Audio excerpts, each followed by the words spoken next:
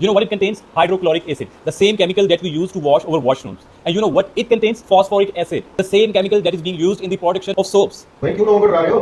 एक बात क्यों नहीं बताते? तो भाई इनको कौन सा समझ आ जाएगी? तो आप समझा दो। चलो ट्राई करके देख लेते हैं. So your body contains more hydrochloric acid than this cookie, and it's a chemical produced by your body and crucial for your digestion. And this can of Diet Coke contains 60 mg phosphoric acid. And you know what's the safe limit for phosphoric acid? It's 4000 mg per day. So now you can figure out कि 4000 mg per day reach करने के लिए आपको कितने cans पीने पड़ेंगे. So don't get scared of chemicals because your body contains chemicals as well, and not all the chemicals are bad. There is always a safe limit. अच्छा, तो देखिए डाइटिशियन मुझे पसंद है, लेकिन वो जो कहते हैं वो मुझे बिल्कुल भी पसंद नहीं है। ठीक है, देखिए यहाँ पर डाइट कोक और कुकीज़ में मसला ये नहीं है कि उसमें फास्फोरिक एसिड या हाइड्रोक्लोरिक एसिड पाए जाते हैं। ठीक है, बल्कि ये जो ख़तरनाक है ये अवर इंग्रेडिएंट की वजह से है। ठीक है, जैसा कि डाइट कोक में हमारे साथ आर्टिफिशियल स्वीटनर पाए जाते हैं जो कि हमारी माइक्रोबायोम जो डिस्टर्ब करता है उसको चेंज कर देता है। बैक्टीरिया हमारे लिए बहुत सी चीज़ें सिंथेसाइज करता है। ठीक है, मैं आपको एक मिसाल से समझाता हूँ कि देखिए हमारे अंदर 2000 जीन है और एक मच्छर के अंदर भी हमारे से ज़्यादा जीन है, तो हमारी इतनी कम्प्लेक्स बॉडी चलती कैसी है?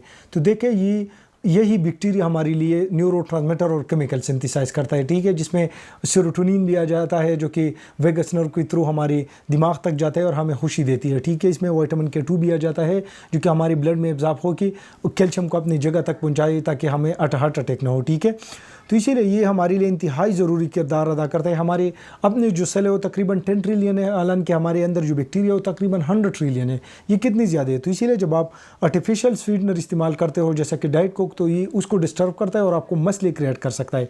आजकल हर बंदे में यही माइक्रोबायोम के जो इम्बैलेंस है उसमें जो मसले है वो है। ठीक है, जिसकी वजह से उसको डिप्रेशन और काफ़ी मसले हैं।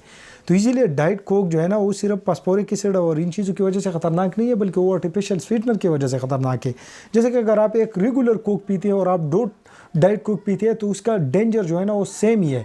बाकी रही कुकीज़ की बात, तो देखिए कुकीज़ में जो मसला है वो हाइड्रोक्लोरिक एसिड का नहीं है, बल्कि उसमें हमारे साथ रिफाइंड स्टार्चेस, रिफाइंड कार्बोहाइड्रेट पाए जाते हैं और ये वेजिटेबल सीड्स ऑयल में पकाए जाते हैं जो कि बिल्कुल पॉइजन होते हैं। ठीक